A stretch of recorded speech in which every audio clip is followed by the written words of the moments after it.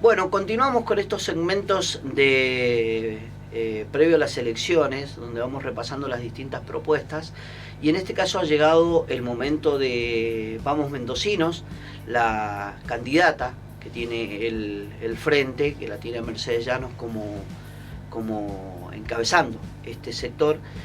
Vamos a hablar con ella, vamos a profundizar, vamos a repasar lo que es la propuesta, vamos a ver qué nos dice de esta actualidad que tienen hoy o que tenemos hoy los mendocinos. Mercedes, ¿cómo te va? Buen día. Buen día, mucho gusto acompañarte. Bueno, recorriendo la región. Recorriendo la región, ahora estamos acá en San Martín y después partimos para Rivadavia. ¿Qué perciben? ¿Qué les dice la gente? ¿Es difícil llegar, primero que nada, golpear? Digo, hay tanto como descreimiento de la dirigencia. Ya desde hace tiempo nuestro país, nuestra provincia está atravesando por una profunda crisis de representatividad, pero este populismo y todas las medidas, el cercenamiento de las libertades individuales, los abusos, el vacunatorio VIP y la fiesta de Fabiola en Olivos, para nombrar algunos de los fenómenos estos abusivos, han recrudecido el descrédito ciudadano en la clase política. Descrédito que yo también avalo siendo diputada provincial y observando las prácticas que se dan en el ámbito legislativo. Nosotros entendemos, y en esto tiene razón la ciudadanía, de que quienes están practicando, no digo todo, pero quienes toman las decisiones en las cúpulas de poder, las castas políticas, ven a la política hoy como un negocio y no como un servicio. Esto desnaturaliza una actividad que es tan noble y quienes... ¿Y no es un negocio? No, quienes o lo no toman debería como, ser. Por supuesto, la política es la actividad más noble, es un servicio hacia la ciudadanía, es una actitud y es una acción de entrega. Así debería ser. Pero hoy, lamentablemente, quienes, no todos por supuesto, pero algunas personas que detentan el poder y quienes dirigen los destinos de la provincia y del país, piensan que el ámbito público es su propiedad privada y hacen negocios del Estado. Sin ir más lejos, acá en la provincia se acaba de licitar los servicios de mantenimiento del Parque General San Martín, Cerro de la Gloria, por una suma millonaria innecesaria cuando había personal y otras alternativas que hemos propuesto, direccionada a favor de una empresa amiga del poder como es Santa Elena. La particularidad, ¿sabes qué? Justo me diste el pie, la particularidad de esta situación que estás denunciando, de esta empresa. Era la misma empresa que anteriormente denunciaba el radicalismo, que era funcional a algunos intendentes justicialistas, y hoy terminan llegando a un acuerdo. La verdad que a mí me sorprendió. Y nosotros lo denunciamos ante Fiscalía, Ética Pública, e incluso propusimos alternativas para justamente dirigir a que los beneficiarios de los planes sociales, específicamente del Progresar, que requiere contraprestación, brindasen servicios. Incluso algunos referentes de esos movimientos con posterioridad a la presentación nos dijeron que estaban de acuerdo. O sea, soluciones habían un montón. Con el personal ya disponible se podía brindar el servicio. Sí, pero es muy común y es parte de esta mirada oportunista o de la política como negocio, el doble discurso, ¿no es cierto? Dicen una cosa y hacen otra cuando invierten los roles de opositor a oficialismo. ¿Y que haya acuerdos entre estas empresas, digo, que trascienden el color político de los gobiernos y que continúan? Y entendemos que hay muchas empresas, bueno, que han crecido y muy cercanas al poder. Vemos, por ejemplo, cómo desde la provincia, en el marco también de la pandemia, se habilitaron el juego online. Esto realmente es una medida descabellada, teniendo en cuenta la patología que es la ludopatía que genera este tipo de actividad, y eso claramente en beneficio de los grupos económicos. Cada vez hay menos líneas divisorias entre los grupos económicos y la clase política. Hemos visto últimamente mucho lo que algunos en la jerga común dicen el negocio turco, que es la empresa que presta todos los servicios que puede requerir un gobierno. Bueno, ese es Santa Como que no Elena, está un polirrubro. rubro definido, un polirrubro. Un polirrubro, ese es Santa Elena, claramente. Y entendemos, bueno, que son prácticas alarmantes y que responden a esta visión de poder. Y miramos también cómo el populismo se quiso apropiar de algunas empresas, sucedió también con INSE, y vemos cómo en el marco de la legislatura peronista, radicales se pusieron de acuerdo para habilitar la estatización de una empresa que ya estaba fundida, y esto va, por supuesto, iba a redundar, como nosotros lo planteamos en la legislatura, que en Soledad nos opusimos, creo que con la izquierda y no sé si algún otro legislador de la oposición, iba a redundar en el desembarco del camporismo, la apropiación de esa empresa. Esto en asocio con el gobierno provincial, y por supuesto va a representar a la larga un gran costo para el bolsillo de los mendocinos. Ahora, por ejemplo, nosotros lo vemos mucho en la región acá con los productores. No hay fondos económicos, muy difícil de acceder, sobre todo al fondo de la transformación, ni hablar, para algún beneficio de una malla antigranizo, algún riego por goteo, que puede llegar a ser la demanda de los productores.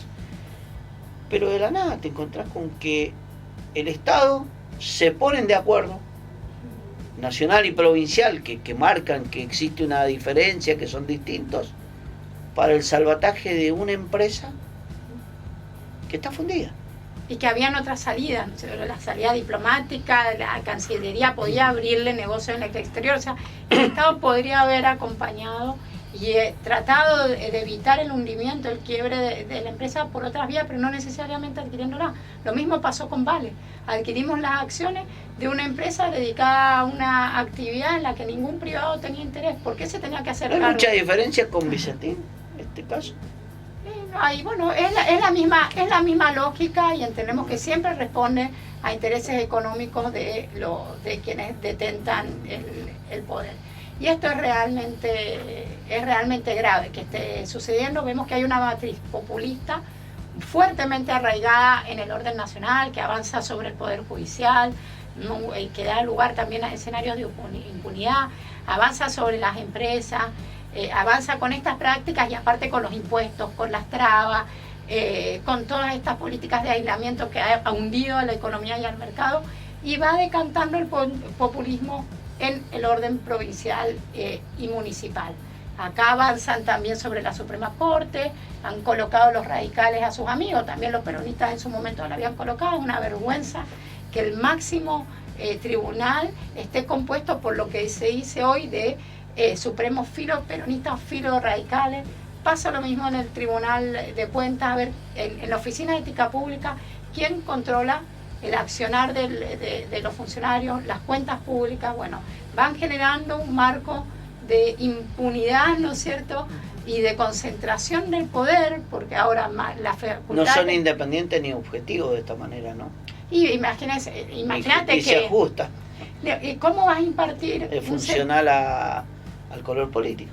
Y aparte, jueces que hay que ver cuál es su nivel de idoneidad, porque después tienen que nombrar a los relatores, a los secretarios, los equiparados, que cobran, no sé, si ahora no tengo en la cabeza... El equiparado era el sueldo de un magistrado. Está lleno. Claro, está lleno, porque vos antes entrabas por mérito y debías rendir. Se inventó todo el equiparado para equilibrar el sueldo, incluso en algunos casos son superiores al del magistrado. Claro, y aparte hay que ver si también nos compensa la falta de idoneidad de los amigos del poder. Que hay que ver el tema que no encontrás en ningún lado cuál es la función del equiparado. No, y bueno, es una práctica que se buscó desterrar, y después, bueno, se objetó judicialmente, pero esto responde a que la política y la lógica de politizar y colonizar todos los cargos llegó también al Poder Judicial. Cuando hay abogados prestigiosísimos, académicos, juristas, de gran trayectoria, que seguramente hubiesen ocupado ese lugar de manera y hubiesen ejercido la función imparcialmente, que no hubiesen dejado en el marco de la pandemia la justicia puerta a puerta, o sea, no lo hubiesen cerrado, lo hubiesen abierto, hubiesen retornado rápidamente a la presencialidad, a los fines de proveer uno de los principales servicios que tiene que brindar el Estado, que es el de la justicia. Que hemos presentado proyectos, una enmienda constitucional justamente para modificar y tratar de garantizar ese mayor grado de independencia y de idoneidad que requiere un juez del máximo tribunal. ¿Qué propuesta van a acercar y por qué la gente debería confiar en ustedes? Bueno, nosotros somos la única alternativa netamente liberal que ha quedado en competencia ahora en las elecciones generales.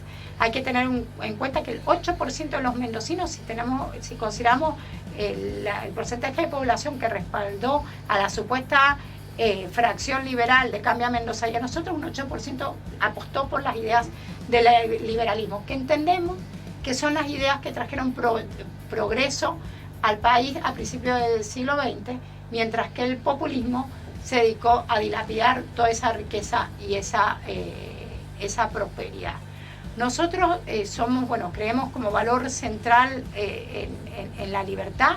Entendemos que el populismo, no solo en el marco de la pandemia la ha avasallado, sino que ha creado un Estado gigantesco que ha asfixiado para lo que es nosotros, lo que debería ser el principal motor de la economía, que es el mercado, y a la sociedad civil.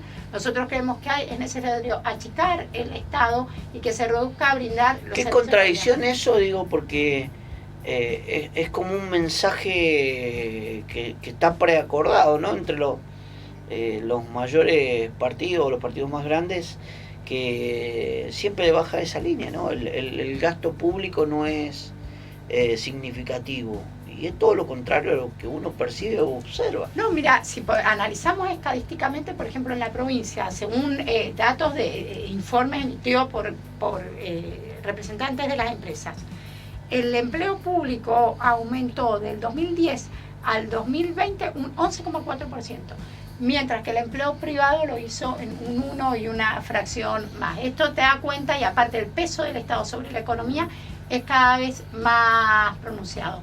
Esto, y ni qué hablar en el orden nacional. Los ministerios se aumentaron del 2003 al 2021 de 10 a 21. Y para abajo lo que se le decimos la raviolada. Toda una superestructura política. Y eso, bueno, sin hablar de gastos como recién comentábamos antes de iniciar, en publicidad oficial, 1.300 millones, en estas licitaciones que te comentaba, en contrataciones que maneja, por ejemplo, el presidente de la Cámara de Diputados. Por mencionar algunos de los gastos superfluos. El gasto público y el Estado se ha agigantado claramente, y esto implica, por supuesto, una mayor presión tributaria. Nosotros tenemos impuestos, niveles impositivos, una carga tributaria equivalente a la de los países más prósperos, pero con un Estado que brinda servicios de pésima calidad. Esto es lo que hay que realmente revertir. ¿Qué va a pasar? ¿Los municipios van a poder generar impuestos? Es justamente lo que te quería decir. Y en lugar de los partidos mayoritarios ponerse de acuerdo para reducir el gasto, como le pide la ciudadanía, se han puesto de acuerdo, y esto le han dado media sanción a un código tributario el pasado miércoles. Se han puesto de acuerdo para crear impuestos por parte de los municipios, cuando nuestra constitución provincial lo prohibía expresamente. Los municipios solo podían cobrar por prestar contraprestaciones, eso es crear tasas, ¿no? Eso se le denomina tasa. Con esto se va a dar lugar como ha pasado en otras provincias, veamos Córdoba, Buenos Aires, a la creación de un festival de impuestos. Tenemos algunos casos de municipios. ¿Y qué va a pasar por la inventiva de algún intendente? Y impuesto al viento, el impuesto al viento lo crearon en Puerto Madryn. Entonces, en lugar de buscar la solución por disminuir el gasto, buscan la solución, personas que son ineptas, ¿no es cierto?, para gestionar por el lado de crear mayores impuestos. Por eso nosotros desde nuestro espacio creemos que es necesario cortar con los privilegios, empezar a cortar con los costos de la política. Hemos presentado un proyecto muy concreto recientemente para impulsar en el orden nacional. Esto es replicable en el orden provincial, adaptable al orden provincial, pero para que los sueldos de los legisladores y del Poder Ejecutivo y todo el gabinete sean sensibles a la realidad social. Para lo cual nosotros hemos propuesto que sus salarios, sus remuneraciones estén atados al índice de pobreza. Es decir, si la pobreza mide un 40%, entonces los legisladores, el presidente, van a cobrar un 40% menos. Esto decimos, las remuneraciones de las autoridades tienen que estar atadas a su desempeño. ¿Y pero quién lo tabula para sacar ese 40%? Digo, ¿cuál sería el piso? ¿Cuál sería el piso? No, el piso está fijado por la normativa actual que fija los salarios. Hay un decreto para las autoridades nacionales y esto se restaría. Y no creemos que hay que plantear ítem para premiar a quienes asistan a sesiones como sucede en Guaymallén, que es vergonzoso. Al contrario, si hacen bien su tarea, se cobra lo que corresponde. Hacen mal la tarea y no se dedican a recortar el gasto, a no levantar la mano en los presupuestos sin estudiar, sin tratar de impulsar políticas para mejorar la calidad de vida y para combatir la pobreza, la inflación, que es la principal fábrica de pobres, la desocupación, pues cobrarán un porcentaje menos. Porque se destaca al final lo que debería ser lo normal, el cumplimiento. Te están premiando por algo que debe realizar, ¿no? Vergüenza debería darle a quienes aprobaron esa, supongo, ordenanza para crear un ítem que premia a quien cumple una obligación que es inherente a la función y que es la de asistir a comisiones o asistir a las sesiones, creo, entiendo que digo. Esto recrudece más el distanciamiento que hay entre la ciudadanía y la clase política, cada vez más ensimismada, porque lamentablemente en nuestra provincia, en el país, se ha generado una élite de partidaria que son siempre, fíjate, son los mismos que circulan entre los cargos. Yo he militado en su momento, he sido hace mucho tiempo concejal de Godoy Cruz y yo veo que los que eran directores ahora son ministros o son miembros, van rotando por cargos de alta jerarquía. Nosotros creemos en la alternancia. Por eso en nuestra carta orgánica ponemos limitaciones a las reelecciones. Entendemos que gente común debe involucrarse en los cargos y que es necesaria la rotación y que no siempre gobiernan los mismos. Por eso también dentro de nuestras filas tenemos muchos independientes, muchísimos jóvenes, liberales y justamente apostando a la renovación y a la construcción de una alternativa a la grieta que para nosotros ha sido alimentada y creada desde arriba y especulativamente por los grandes partidos mayoritarios para beneficiarse electoralmente, y que lo único que ha traído, fíjense después de estar gobernado siempre por los mismos, porque Cornejo se junta con Néstor Kirchner para crear la fórmula Cristina Cobo, después se pelean, después se vuelven a juntar, acuerdan en la legislatura, siempre son los mismos, le cambia el color del pelo a los hombres. Pero esta grieta y el populismo nos ha traído aparejado solamente pobreza, impunidad, corrupción, desunión, desocupación y decadencia, digo, en todos los planos, incluyendo el moral. ¿Sabe qué es lo que percibo, ya para ir finalizando? Que la grieta no es tal, la política, sino que la grieta se está dando entre la sociedad y la dirigencia.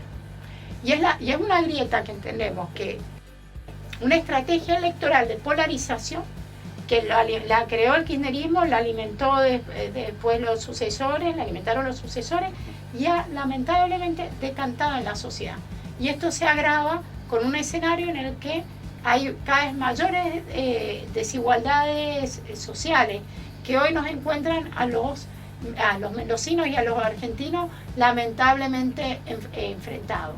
Es por eso que apuntamos nosotros a restaurar, a recuperar esas ideas liberales que supieron hacer grandes a nuestro país y eran ideas que supieron construir un modelo que atraía al inmigrante y que no exportaba jóvenes como está sucediendo. Nosotros queremos que nuestros jóvenes se queden acá, por eso dentro de nuestra fila se han sumado y participan en nuestra lista una gran cantidad de jóvenes liberales que quieren que nuestro país, quieren apostar por nuestro país y quieren trabajar para que a los jóvenes le ofrezca nuestro país oportunidades de trabajos dignos, de trabajo en el sector privado y un modelo educativo de altísima calidad, excelencia y exigencia. Y que su progreso esté sujeto a su esfuerzo y su mérito, y no al pulpo del Estado y no depender del Estado omnipresente, que lo único que hace es pisotearle sus oportunidades y aspiraciones. ¿Por qué la gente debería confiar en ustedes? Nosotros somos una fuerza que hemos sido coherente, programáticamente, hemos mantenido una línea de conducta, lo que dijimos en la anterior campaña lo hemos cumplido, así nos hemos desempeñado en la legislatura, por eso muchas veces en defensa de las ideas de la libertad, en defensa del bolsillo de los contribuyentes, en defensa de la República. Hemos objetado un montón de medidas y hemos votado en absoluta soledad, oponiéndonos a las grandes fuerzas mayoritarias. Y los invitamos a creer, porque hay muchos ciudadanos independientes, hay comerciantes, jóvenes, docentes, también comunicadores, muchos provenientes de la actividad privada, gente muy honesta que quiere apostar y que están comprometidos con un cambio. Mercedes, te agradezco muchísimo. Bueno, muchísimas gracias a vos. La palabra de Mercedes Llanos, candidata por el Frente, como decíamos, Vamos Mendocino, candidata a legisladora nacional, acercándonos la propuesta que veníamos anticipando en este segmento. Volvemos en breve con más repaso de las distintas propuestas. Desde el río Mendoza hasta el Arco del Desaguadero, somos dueños de la información. Somos Regional 106.9.